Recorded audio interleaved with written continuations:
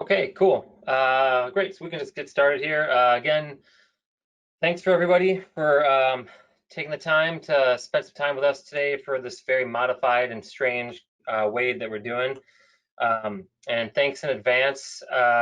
Maybe having a little bit of patience as we kind of try to figure out how to do a roundtable with a whole lot of people via webcam and virtual. So I think what the idea here is to just try to engage in conversation on various topics. I think what we'll start with is kind of dealing what we're doing with field work and field crews under their new COVID and changing. Things are changing all the time, and I think every county is a little bit different.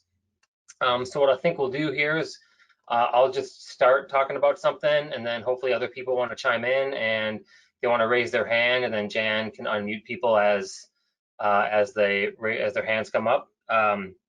So I'll just chat a little bit about kind of what we've been doing here at PCD as far as field work and field crews go.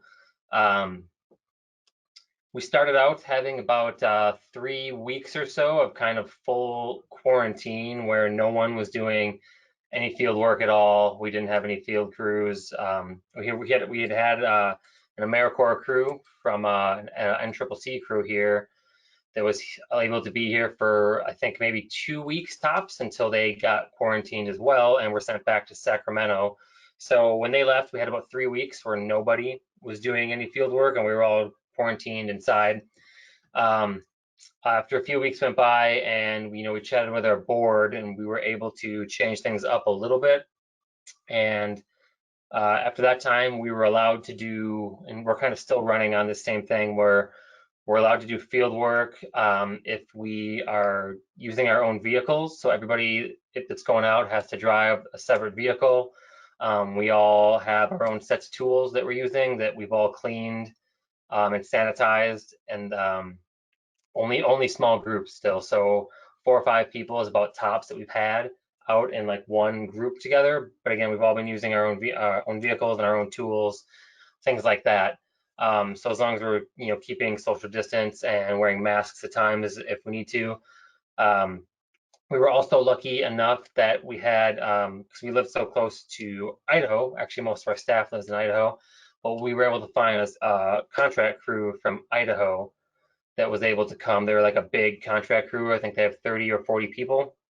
So, and they were never totally shut down. So they came, we emailed them maps and things like that and project plans, and they were able to come and do some of our larger projects since we didn't really have much of a crew out. Like I said, 4 to 5 people tops per site probably.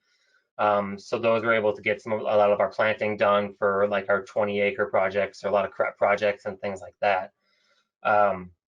So that's kind of what we've been doing and kind of how we have been running for the last, I don't know, 2 months or so. But I would love to hear what other people throughout the state or in other counties are doing.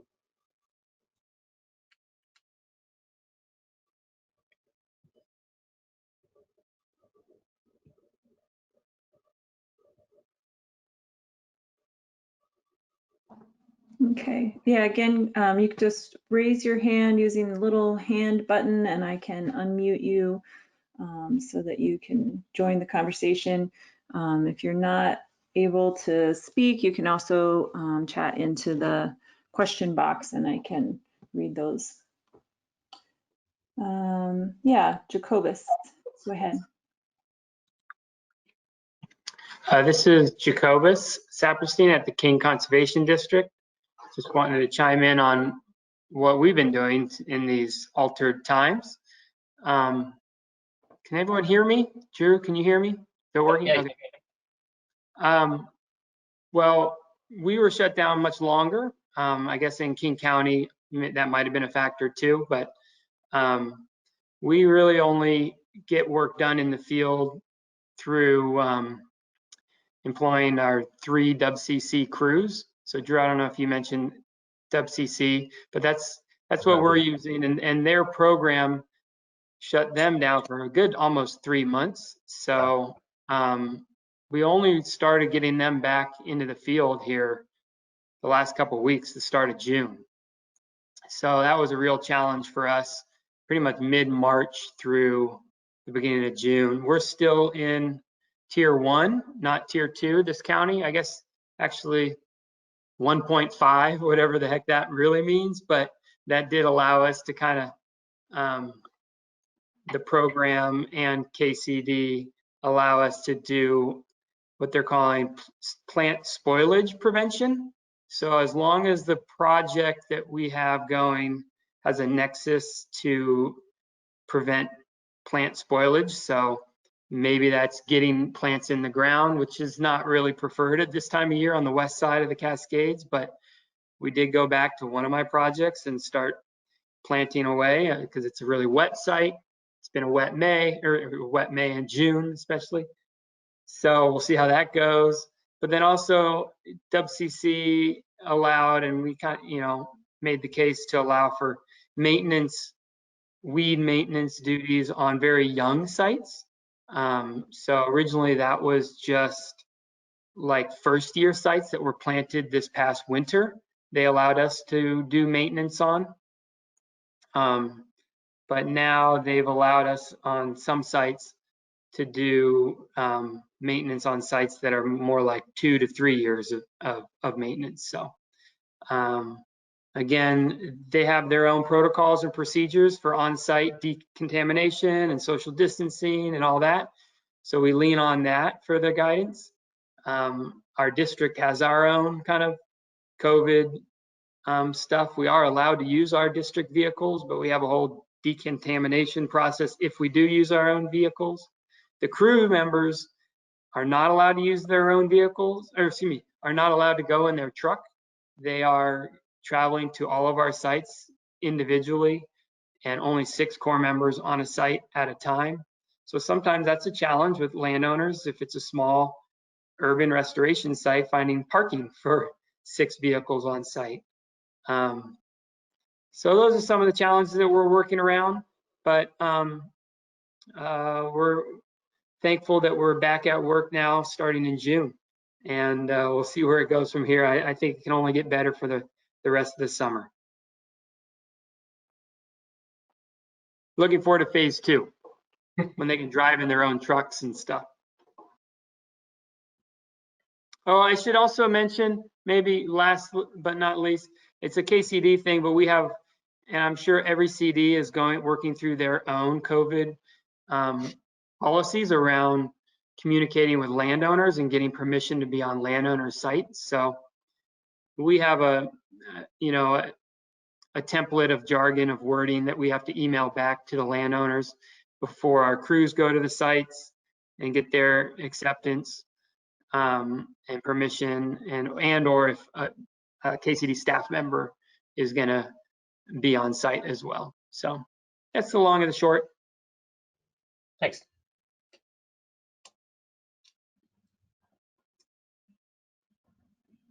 Jan, I can't see if other people have raised their hands, so you'll have to help me with that.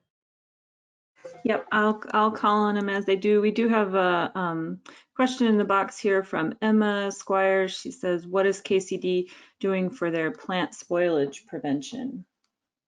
So Jacobus, I'll unmute you again if you want to take that one. Yeah, so the work that fell under that was some planting, because we still had bare roots healed in on a couple of projects. And so we did do some planting in early June here. And then also, as I mentioned before, we were able to qualify weed maintenance on those youngest of sites of ours to prevent the spoilage of existing plants that were in the ground. And then also, actually, I should say nursery work was approved because we potted up. We have our own little nursery. So, and our nursery had received 5,000 bare roots, and we needed to get those potted up and in the ground. So that nursery work was also approved. Hopefully that helped answer. Yeah, if anybody else wants to chime in on anything that they were doing or ideas they've had with what they might be doing with surplus plants or anything, over here at PCD, we don't have our own nursery. and we still have, a couple thousand plants left in our tree cooler that we're kind of, trying to figure out what exactly we're going to do with all of those. Yeah, so if anybody else is having the same issue or wants to chime in on what they're doing with surplus plants that they might have, would be great to hear that.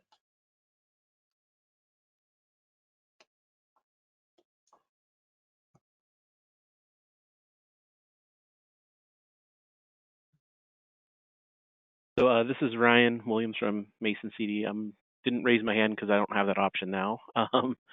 But in our case, we have some raised beds in our kind of in our parking area that we healed a couple thousand plants in to over summer basically for putting them back in the put them out in the field in this next winter or fall even. The idea is, our schedule was we were trying to get out of the field by the end of March anyways, and we almost made it, but we got all of our projects done. So our crew's had been idle for about 2.5 months, but we're just kind of missing on a maintenance season rather than a planting. So we were lucky in that regards where our schedule was, we've been experiencing some slightly earlier warm weather, so we've been trying to get done as quickly as possible.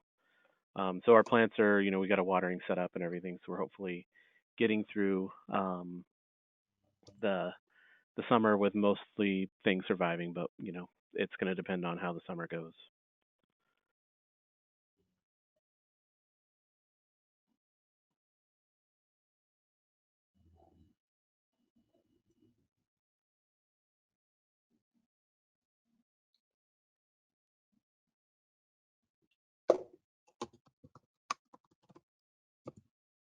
Anybody else have anything they want to chime in about what they're doing with plants or how they're managing or dealing with field work or field crews?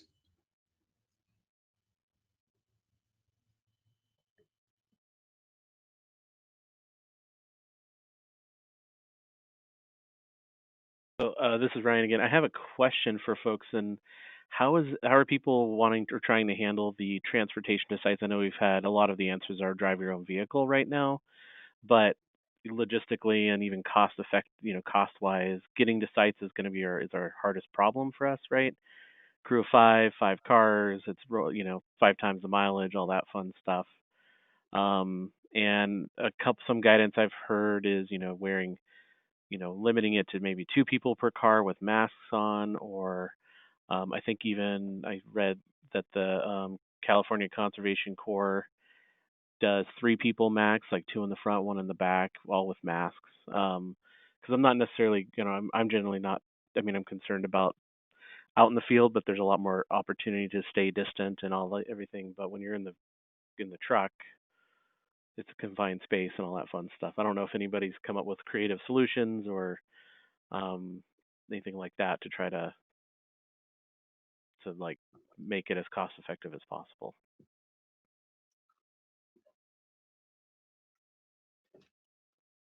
Yeah, I can chime in and let you know what we've been doing. We have just been kind of dealing with the higher costs of having everybody drive their own vehicles.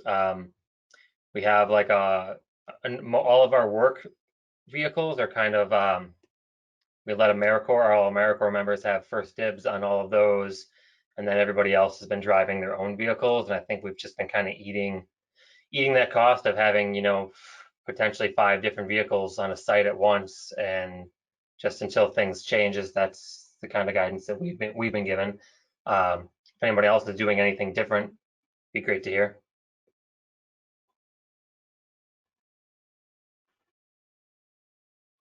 Yeah, and just a reminder, you can raise your hand and I can call on you directly, or you can type questions or comments into the question box and I can read those out. So either way is good.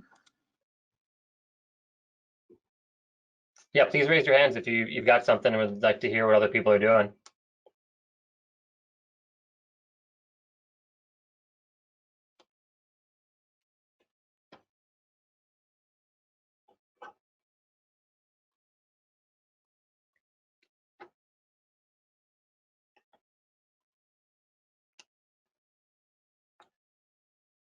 You've got a quiet bunch here, Drew. I'm not seeing any We have a hands. roundtable. No one wants to Yeah. raise their. Oh, we got one hand raised. Rachel, go ahead. Hi, so my question is definitely COVID challenge related, not necessarily to field work, but in the silence, I thought I would jump in and ask for thoughts what other folks have. We're working with a partner agency trying to plan a community event in October, and I was wondering what thoughts folks might have about the likelihood of community events being possible in October.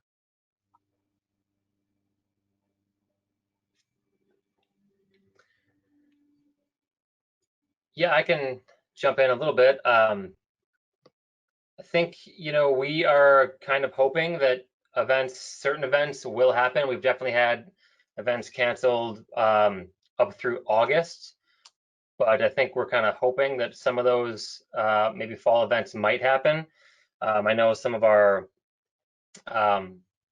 volunteer events sounds like will potentially be happening this fall with one of our schools has gone and they are going to be having in-class sessions and not all online.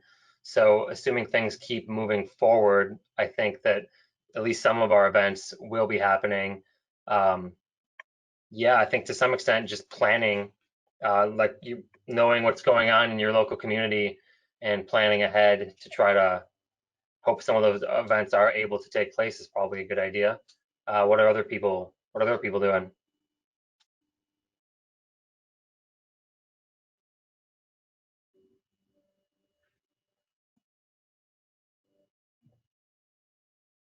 We have a question here from Dan. Go ahead, Dan.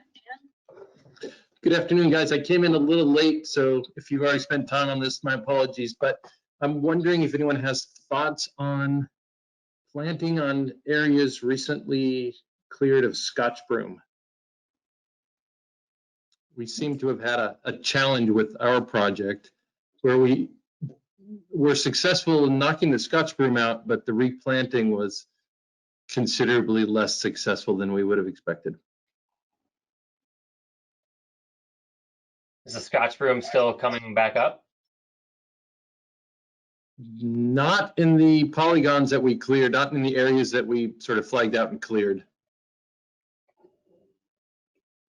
Very little resprout. Anybody else out there have any lots of experience with replanting into Scotch brooms? I don't have a whole lot of that up here. We've got other weeds, but not a whole lot of Scotch broom. So if someone else has any experience with that.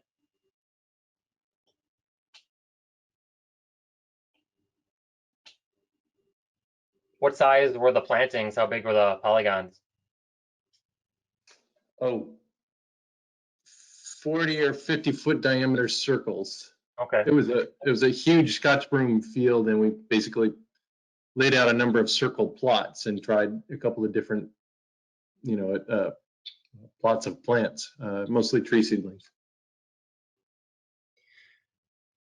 In other plantings that I've done like that with not necessarily with Scotch broom, but maybe things like dog fennel or Canada thistle, things like that, I've usually had pretty poor survival on my first round of planting after kind of clearing up all those weeds. And then if I can get back to do subsequent replantings, like a second or a third replanting, my survival rate has generally gone way up on those next couple of replantings. Were those successive seasons, like 2 or 3 years in a row, or spread out over several years to get to your second or third planting? A little bit of both. Sometimes, I would maybe do a spring planting and then the next fall do a planting and then the next spring. Or maybe it was a year off where I did either 2 spring plantings and 2 fall plantings. Most sites, I think, generally I have to go back and do some replanting, pretty much always.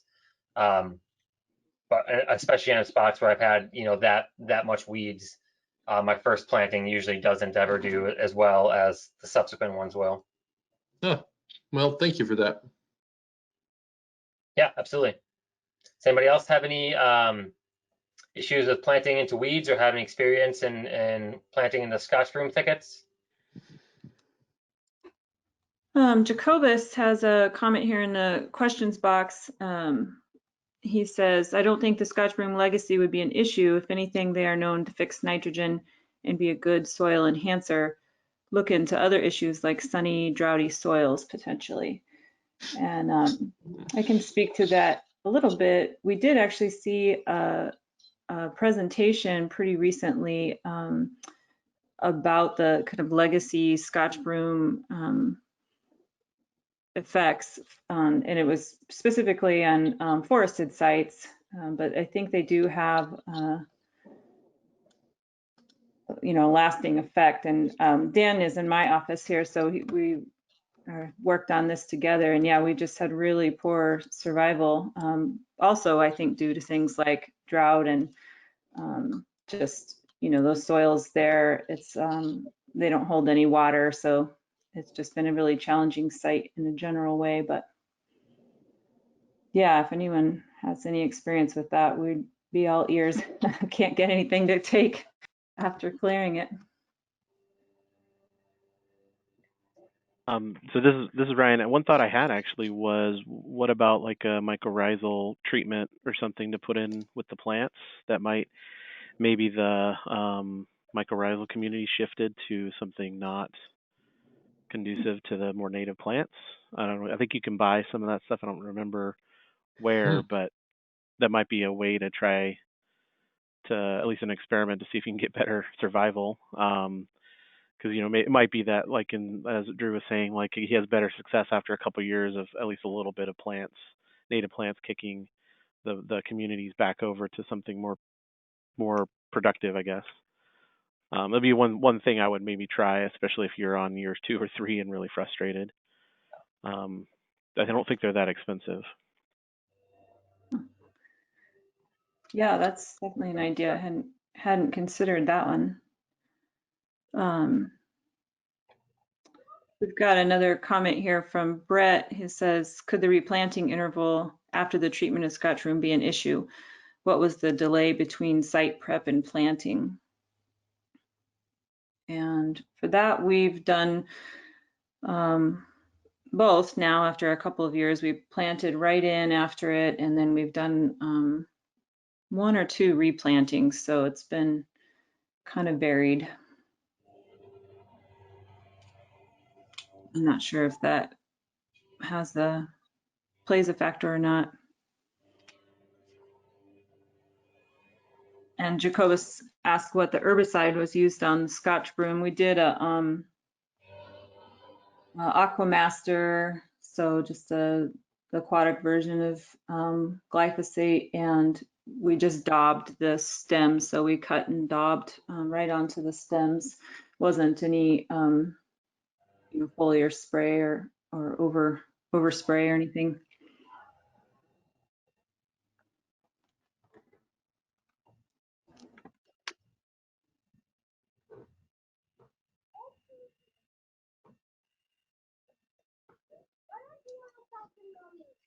Does anybody else have any COVID related questions, or we can maybe jump to some other topics?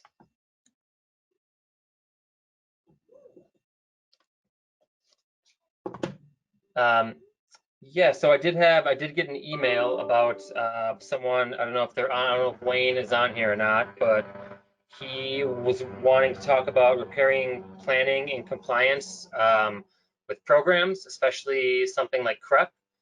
I don't know if is other people have been having issues like that or not. I don't do any CREP plantings personally. Ryan, you might be able to speak a little more to that, but Wayne, if you're on and you have any specific questions, it'd be great to hear them. So, Drew, I don't see Wayne on, Yep.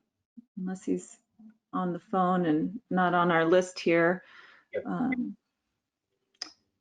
We did have another question from Michael.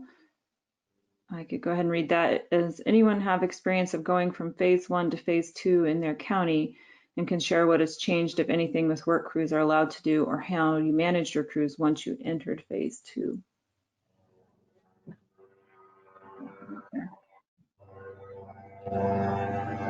I can talk about it a little bit. So yeah, we went to basically once we are hit phase 2, we started figuring out a way to get our crew back to work. So right now we're gonna probably transition to 2 people per vehicle. But we're still on if there's symptoms kind of thing, you got to stay home. And just on work sites, it's just being a little extra careful on. We've got we sent out jugs of water with soap and everything so they can wash their hands on site more.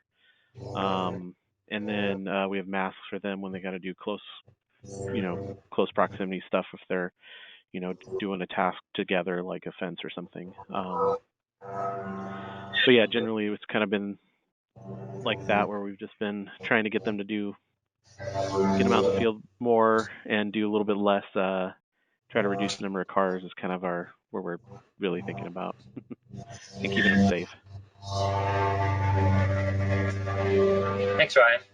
We've moved into phase 2 here in our county, but we're still kind of just based on what our board wants to do and what our manager wants to do. We're still not letting more than 1 person per car, so that's just kind of, I think we're waiting to get into phase maybe even 3 or 4 before we start doing that. That's just what internally they've decided to do.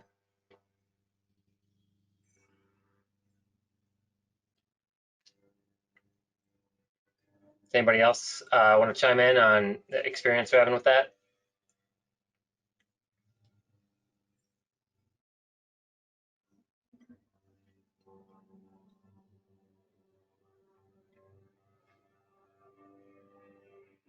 So we have a comment here from Reed. He says, in addition to state orders, we have been catering to individuals' requests as well, i.e., even though the orders are lifting, individuals are very concerned. It's difficult to balance.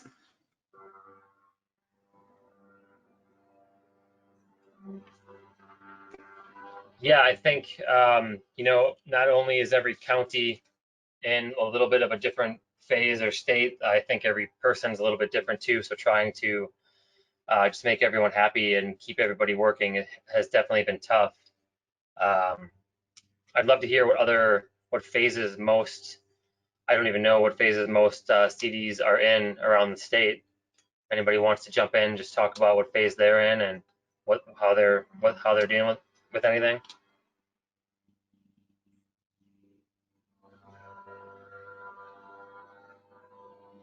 I also apologize if anybody can hear the background noise. My landlords are mowing right by my windows.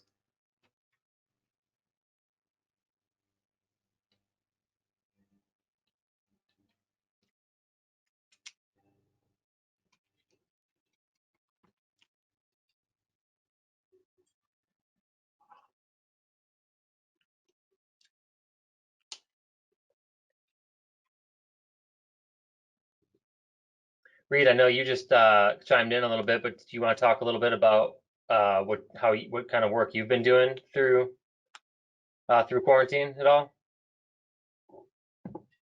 You can unmute you, Reed. You're unmuted now. Sure.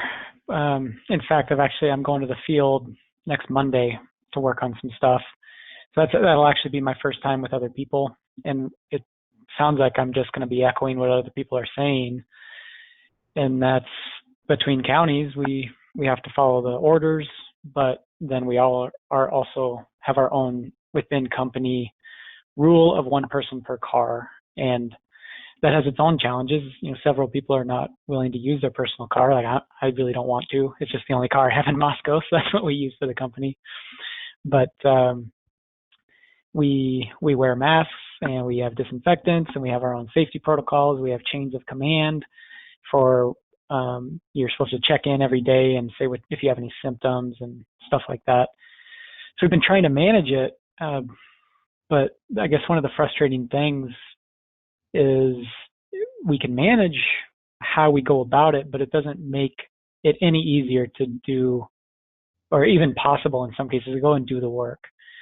And so in some cases, we've been putting stuff off that was supposed to happen this summer to fall, but now with the threat of a second wave, we don't even know if that's going to happen. So what we're trying to do, like even for example, later in fall, later summer, I've got some work on the West Coast. I'm going to do these long-term continuous stream surveys of some coastal streams. And I was going to have 2 technicians out there, and now it sounds like I'm just going to do it alone. And that's one way we're getting around it. We've had to change the protocol. We're not collecting as much data as we wanted to, but that's just the way it is. And luckily, clients have been, very respectful of that. We're all in the same boat, and I think that's something to remember as well. In going back to the individuals thing, of course it's absolutely okay to be concerned of this. I'm concerned. But it is difficult to balance. So if all of Washington is suddenly opened up, we still have to make sure employees are feeling safe in their jobs. So even talking about this in the context of what the counties are up to is still kind of hard, because my crew is not going to want to do the group shuttles, and that's fine. It's absolutely fine. But that's just the boat we're in. So I guess the only recommendation I can give is to look for ways where you can turn multiple crew efforts into single crew efforts, or split up a lot. And it's just going to be a hard summer, maybe a hard couple of years. Yeah, potentially. I can, on a slightly different note, just kind of talking about the level of how comfortable people are. I've been trying to help a landowner with a big bank stabilization project we're working on out here, and trying to get all of our permits through. And often I'd be driving out to a place and dropping things off, and then coming back the next day with things that were signed, and we'd be doing a lot of back and forth on the phone and email, and dropping paperwork off at each other's places just to kind of try to keep things moving.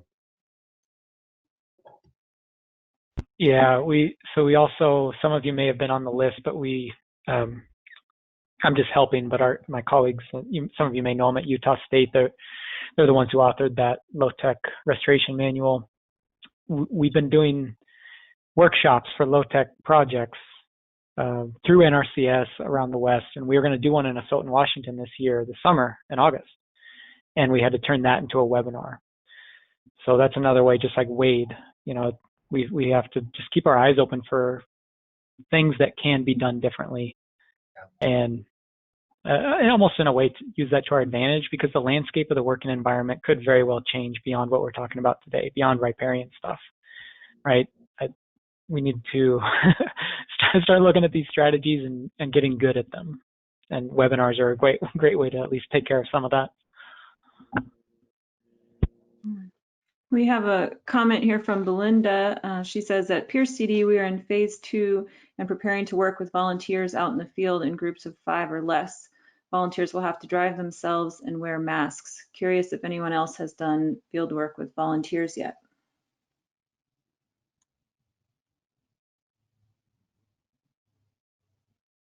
I know we have not done any work with volunteers yet that I'm aware of.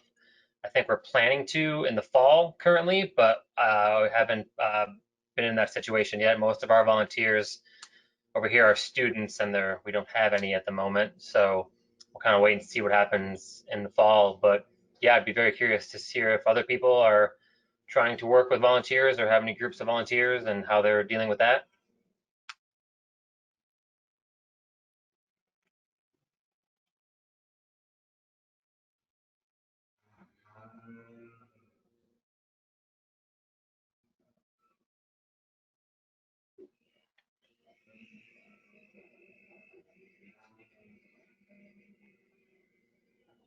So Zach from Asotin CD, we were just approved for phase 3 and can have 2 people in the same vehicle. If having a crew doesn't work out, we may spend 2 of our staff out to get what work done we can.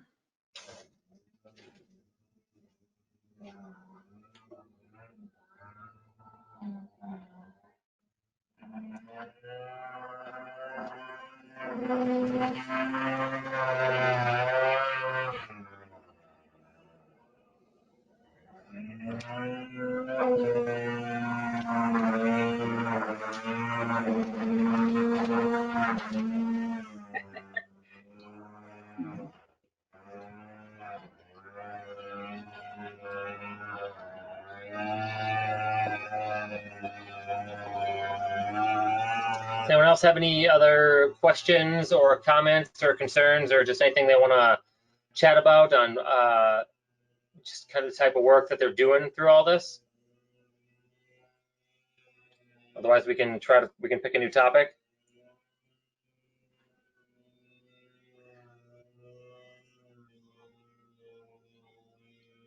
I do think that finding different ways to, try to do the same thing that Reed was talking about.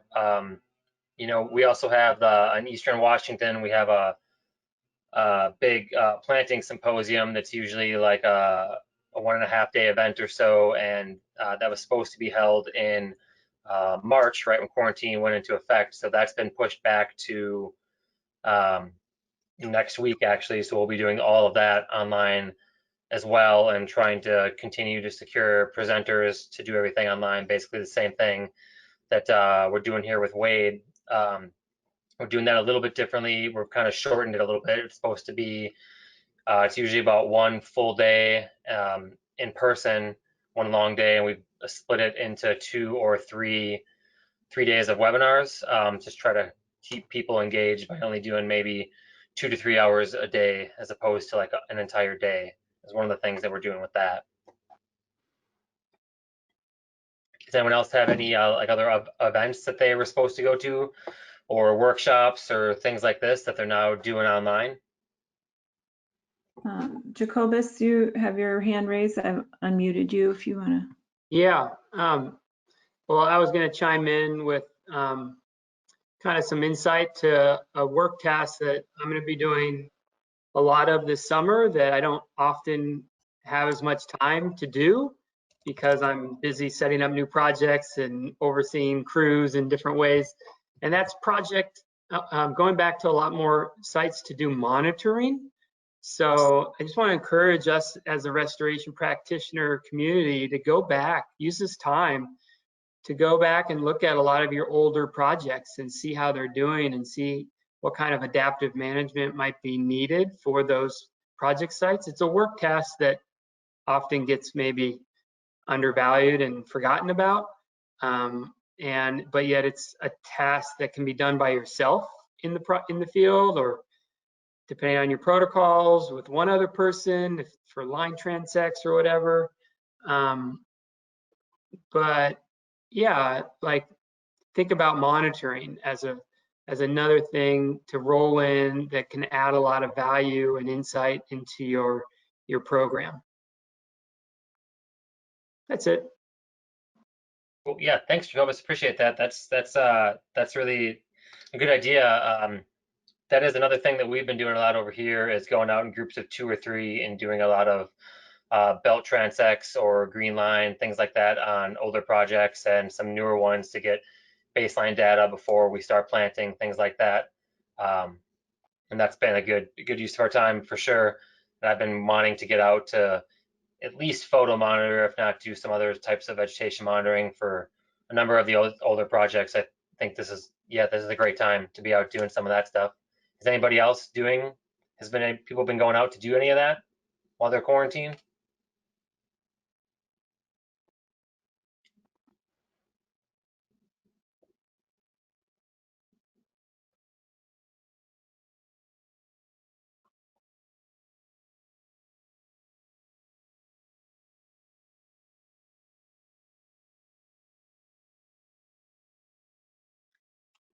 One of the things that I had sent out a survey to chat with people about some of the other topics they might want to talk about. We can jump into one of these other ones then, was vegetation monitoring.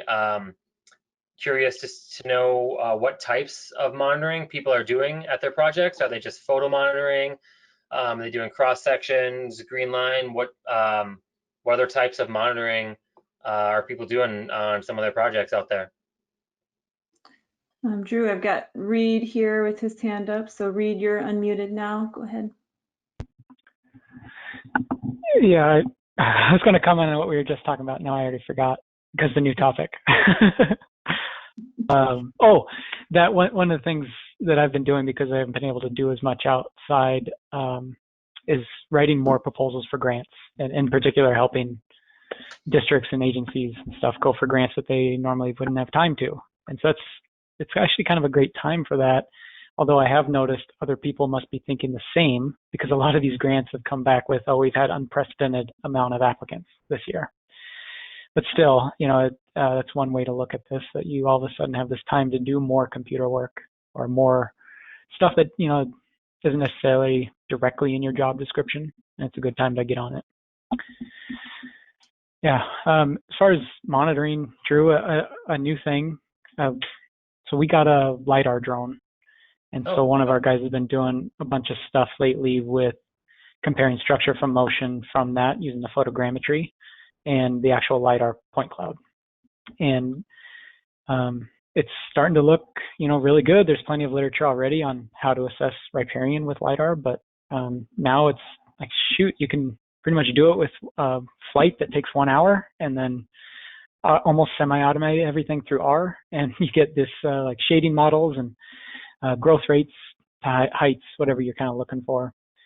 And I wanted to point that out because it is pretty comparable to doing structure from motion. So you can get one of those hobby drones and your world will be, opened up for riparian monitoring. What types of, you said structure and heights, are there other types of things you're monitoring with the drone? Yeah, a big one is the shading model.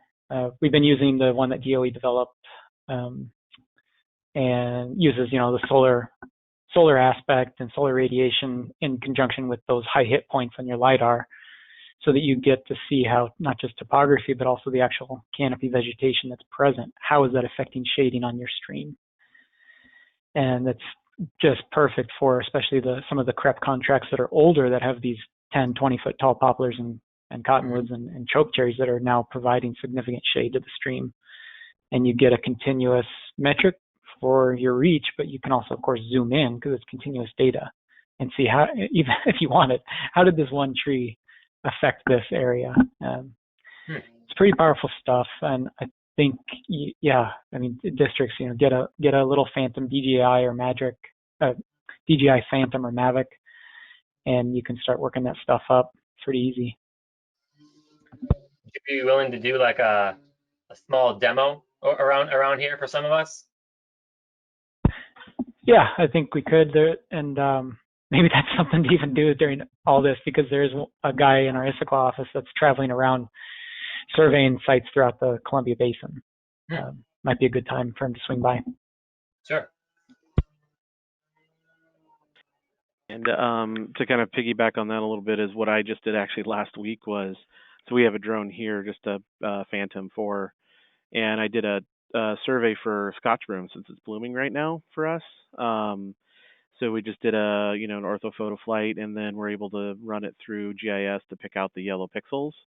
You can get a acreage of Scotch Broom run. So that's been nice, and that's what I've been doing. I actually have quite a bit of flying the drone, getting either kind of pre-project orthophotos or progression photos for like presentations and that kind of stuff. And I even used it for a grant application presentation. Since all these things have been going online, you can get people out on sites with the drone without having to actually be on site. And we actually probably saw more of the site than if we were standing there during the presentation.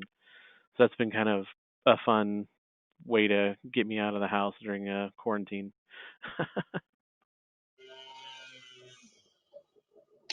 Thanks, Ryan. Does anybody else have any types of monitoring or drone flying that they're doing that they'd like to chime in and just chat about a little bit? Let us know what you're doing.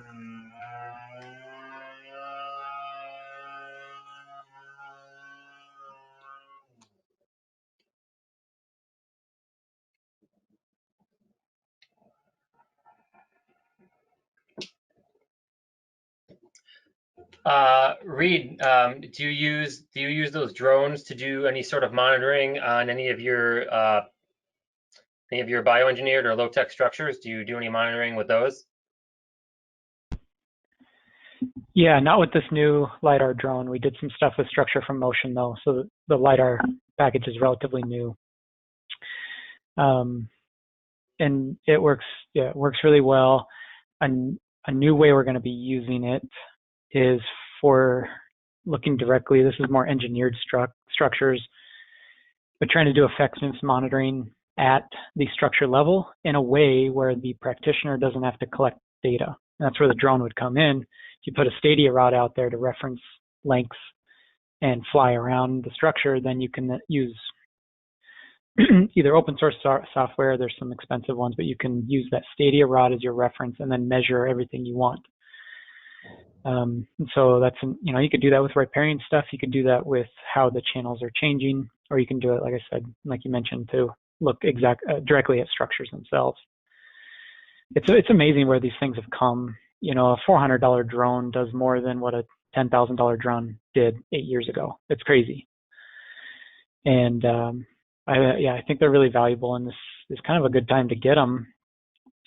Like, I forget who mentioned that they had a Phantom 4, but even those are getting really cheap now. And I remember when they came out, they were like $3,500. I think when we bought one a couple years ago, they were down to $1,000. So it's certainly not going to blow the budget, and you get a ton of data out of them, and can pretty much use them in perpetuity. It's not the type of thing that's going to just go away unless you crash them directly into a tree, which has happened a couple times.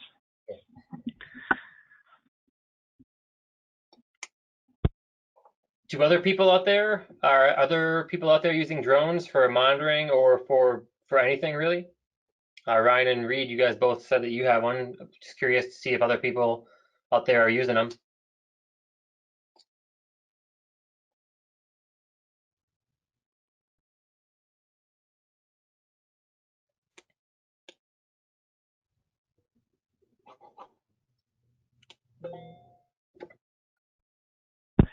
I'll speak up for the Asotin district. I know Brad Rahili has been going out and on Cows Creek and a couple others, I think 10 Mile Creek, and flying, because they got a couple projects going on in that area. So he's been flying throughout the spring flows. Last year, I think it was every 2 weeks or so. And then this year, I think he's doing every month or ish, looking at the flows. And it's just a really powerful imagery to be taken to landowners or to integrate into design, stuff like that, and help you learn more about the reach you might be working in. Because it's especially when we're talking about riparian plantings, it's not just about obviously the soil and slope and all that, but can it even get the water it needs, right? These are riparian species, they need water. And so to see where those high flow levels actually get to, and it's not always as easy as going out there and walking the stream and looking for indicators. It could also be seeing where those high flow levels actually go in the spring and how long they last too. So that might be a limiting factor in some of these plantings. And it kind of made me think of that too with the Scotch broom thing, which I thought was kind of an upland species. And so I wonder, is there any, relation, like maybe the riparian species you're trying to put back in there are just not getting enough water? That's just something they're doing that I think has been very helpful and might be something to consider amidst COVID. Yeah. So this is Ryan at the San Juan Islands Conservation District. We're going to start using a program called Da Vinci, which basically turns a UAV into a low-level CNC imager.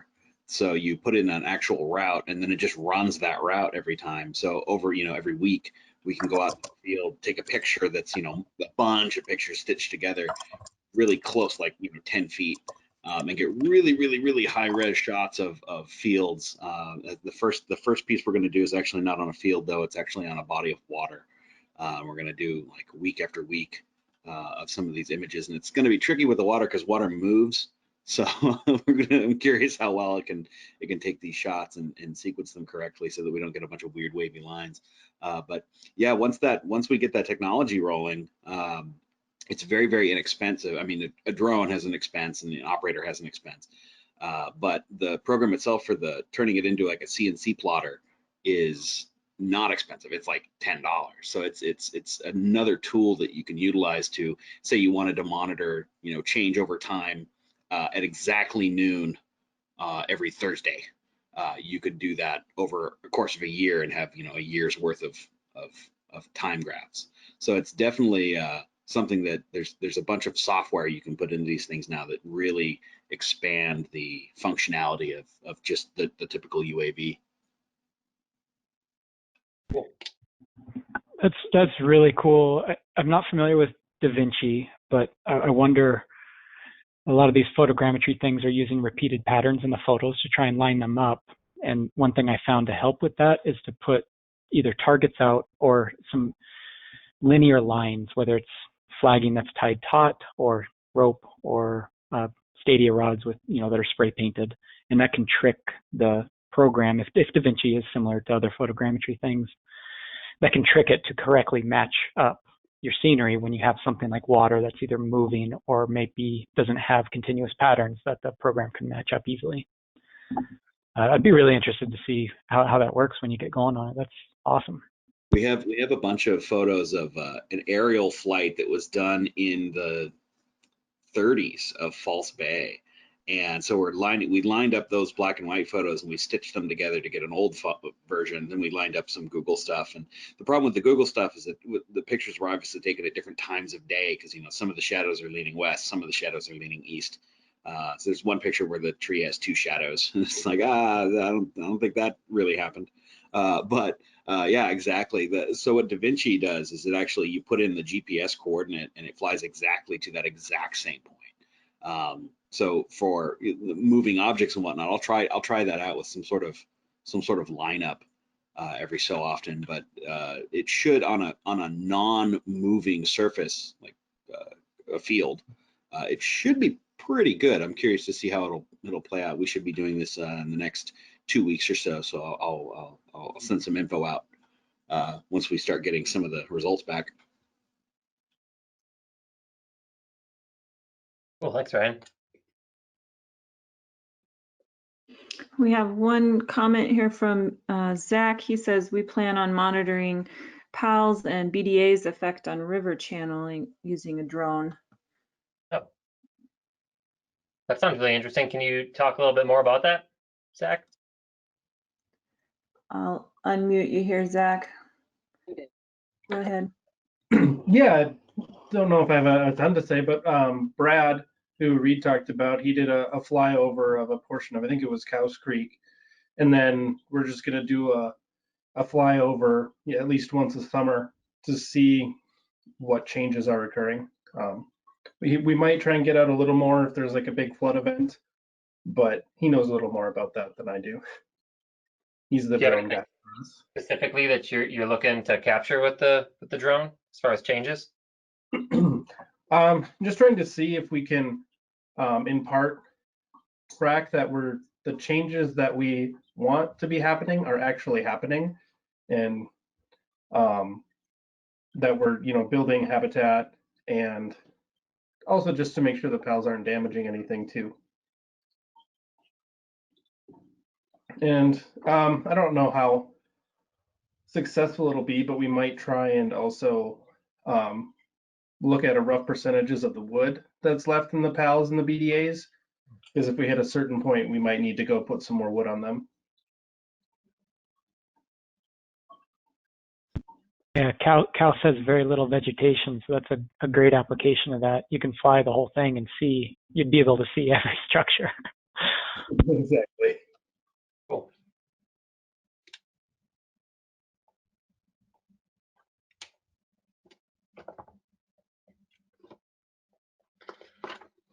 Well, we're getting closer to 3 o'clock here, so if anyone has any burning questions or comments they'd like to make or anything they want to speak up and say, now would be a good time.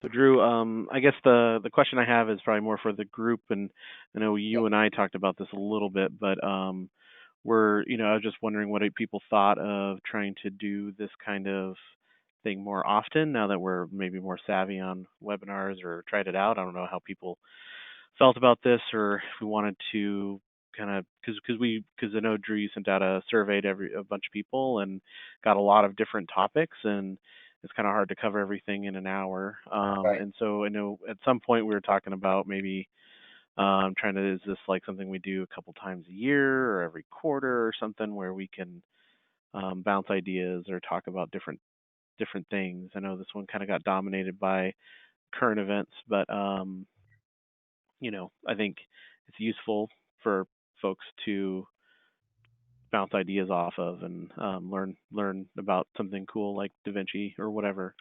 So I don't know what other people are thinking about that.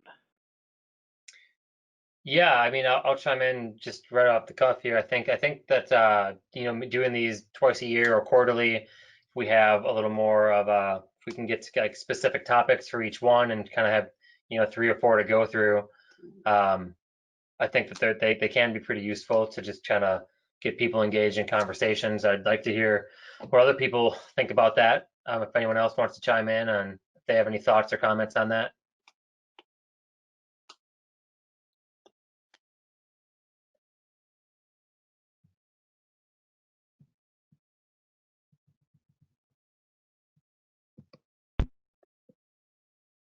I'll just say I really like that idea. In our own company, we have switched to weekly webinar meetings just to keep in touch with each other and you know, make sure everyone knows what each other's up to. But then we also do it once a month, what we call brown bag. We just have lunch and someone does a presentation. And maybe in this context, it's not as often as once a month, but this is, you know, great to be able to share across county boundaries and district boundaries and keep ideas flowing and, you know, take advantage, I guess, of what's going on and everyone become more familiar with webinars. Yeah, one of the things that we're also doing at the planting symposium that we were doing in person that we'll be doing by webinar as well, is having little like lessons learned presentations where someone will give a short, you know, 5 to 15-minute presentation on a project that they did and, you know, what worked and what didn't work, what maybe they would do different next time, things they wouldn't do again, things like that. And those have been pretty helpful, I think, just making sure that other people aren't making the same mistake that you did. But I'd love to hear if that's something other people would be interested in. Comment here from Randy Stevens. He says, I think something quarterly or semi-annual would be useful. Thanks, Randy. If anybody else has any ideas on that, please, you know, feel free to try to get a hold of Ryan or I, and happy to chat with you about it. But we're about at 3 o'clock here, so if there's any other burning questions or anything, we'd love to hear them. Otherwise, we'll probably be about done for the day.